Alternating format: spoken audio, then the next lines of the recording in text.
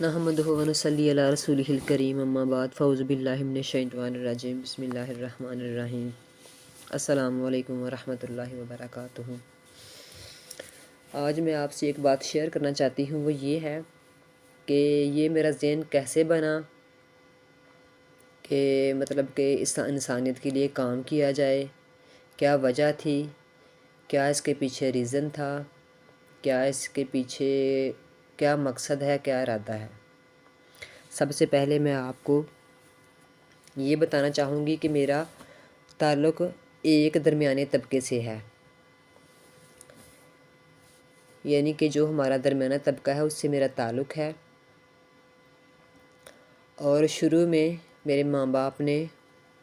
ان کا بھی تعلق ایک درمیانے طبقے سے تھا، یعنی کہ ہم بہت زیادہ امیر بھی نہیں تھے اور بہت زیادہ غریب بھی نہیں تھے۔ اللہ کا شکر ہے کہ اللہ تعالیٰ نے ہمیں حلال روزی سے نوازا، یعنی اس کی ذات کا بہت زیادہ شکر ہے کہ وہ میرے ماں باپ کی حلال روزی ہی تھی جس نے میرے سینے میں اللہ کے قرآن کی روشنی کو منور کیا۔ یہ شاید ان کا اور ان کی محنت کا نتیجہ ہی تھا کہ اللہ تعالیٰ نے مجھے اپنے قرآن کا علم عطا فرمایا۔ شروع میں نے دنیاوی تعلیم کے ساتھ ساتھ اللہ کے قرآن کا علم حاصل کیا اور اس کو 3 سال میں مکمل اس کا کورس کیا۔ پھر اس کے بعد زندگی کا پہیہ آگے چلتا رہا اور اس کے بعد شادی ہو گئی، اس کے بعد اس کے علاوہ اور ضروریات زندگی اور دنیا کے کام نظام سارا۔ وہ کہتے ہیں کہ انسان ہر مقام پر سیکھتا ہے اس کی زندگی میں، کیونکہ یہ زندگی ہے، زندگی میں انسان ہر طرح کے حالات کا مقابلہ کرتا ہے۔ اس میں وہ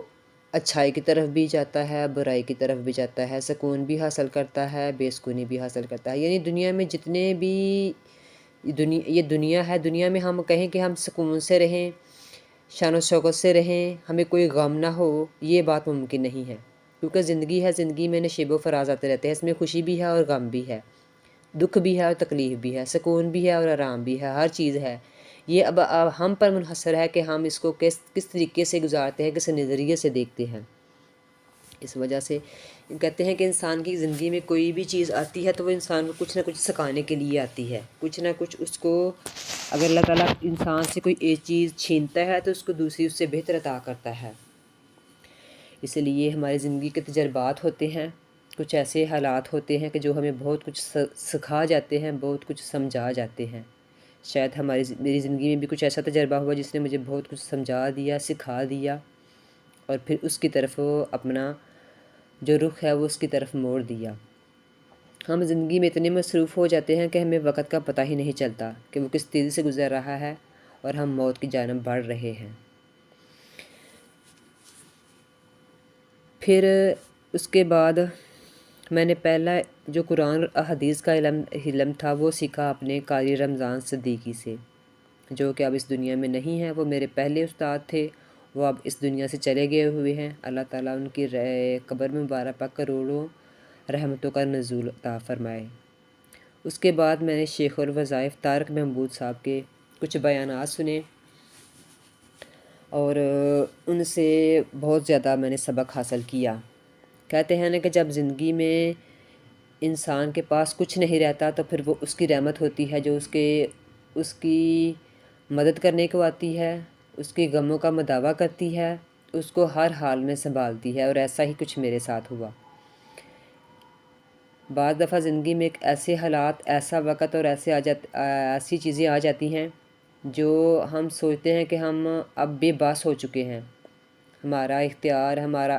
اختیار تو ویسے ہی کچھ نہیں ہے، ہم اس کے حکم سے زندگی میں آئے ہیں، اس کے حکم سے ہی جانا ہے، ہمارا اختیار تو ویسے ہی نہیں ہے کچھ، لیکن دنیا میں کچھ ایسے کام ہوتے ہیں جو انسان کو بہت کچھ سکھا جاتے ہیں، بہت کچھ سمجھا جاتے ہیں۔ پھر میرے پہ بھی کچھ ایسے مشکل حالات آئے کہ میں نے آہستہ آہستہ، پھر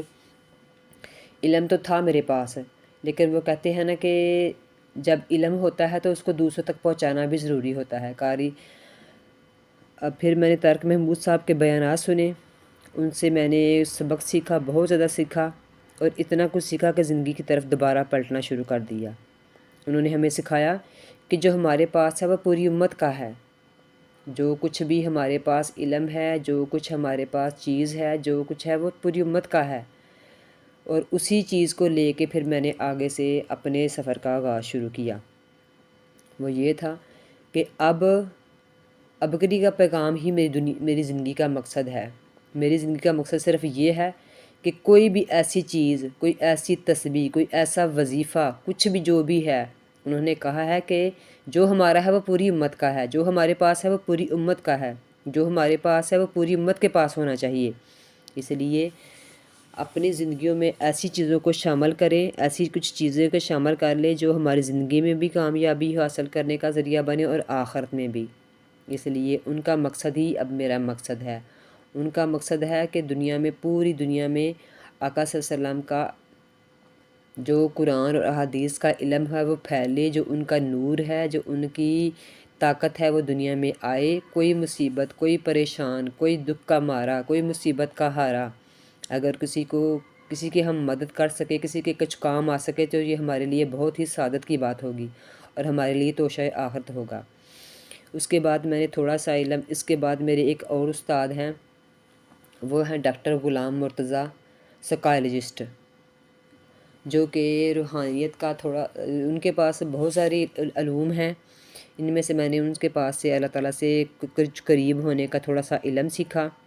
اور اس کو کوشش کیا کہ اس کو زندگی میں اپنے شامل کرنے کی۔ اس کی وجہ سے پھر اللہ تعالیٰ کی عطائیں حاصل ہوئیں، اس کا نور ملا زندگی میں اور بہت کچھ زیادہ ملا، اور اللہ کے فضل و کرم سے یہ اسی کے نور کا کچھ حصہ ہے جو میں آپ کے سامنے آج بیان کرنے کی کوشش کر رہی ہوں۔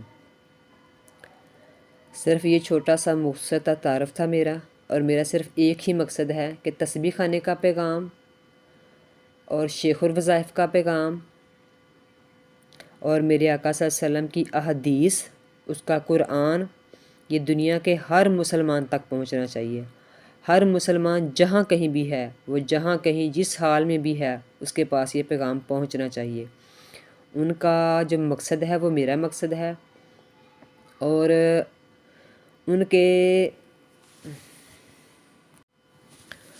ان کا جو مقصد ہے وہ میرا مقصد ہے، اور ان کا جو کام ہے وہ میرا کام ہے۔ ان کا بھی کام ہے کہ ابکری کا پیغام جو ہے، جو ابکری کا پیغام ہے وہ پوری دنیا میں پہنچے، پوری انسانیت کا پہنچے، اور میرا بھی جو پیغام ہے وہ ہے پوری دنیا میں جتنے بھی کہیں بھی، جہاں کہیں بھی مسلمان ہیں، مسلمان، غیر مسلم، جو بھی انسانیت کا، ان کا پیغام ہے انسانیت کو پہنچے۔ یعنی اس میں مسلم، غیر مسلم، کوئی بھی طبقہ، کوئی بھی فرقہ، سارے اس میں آ جاتے ہیں، کیونکہ جو محبت کا پیغام ہوتا ہے وہ پوری انسانیت کا نام ہوتا ہے۔ پیارے آقا صلی اللہ علیہ وسلم پوری امت کے لیے رحمت بنا کر، پوری انسانیت کے لیے وہ رحمت بنا کر بھیجے گئے۔ امت تو وہ ہیں جو مسلمان ہیں، لیکن انسانیت کے لیے وہ رحمت بنا کر بھیجے گئے ہیں۔ اس میں ہر مذہب، ہر طبقہ، ہر طرح کے لوگ آ جاتے ہیں۔ اس لیے ہمارا محبت کا پیغام ہے جو ہر دلوں تک پہنچنا چاہیے، ہر ایک طبقے تک پہنچنا چاہیے، ہر ایک فرقے تک پہنچنا چاہیے۔ اس مقصد کے لیے میں نے یہ کوشش کی ہے۔ اللہ تعالیٰ مجھے اس مقصد میں کامیاب کرے، اور میرے اس مقصد میں اگر آپ لوگ سمجھتے ہیں کہ یہ اچھا مقصد ہے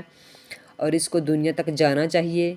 دنیا تک پھیلنا چاہیے، پیارے آقا کے احادیث کا علم پھیلنا چاہیے،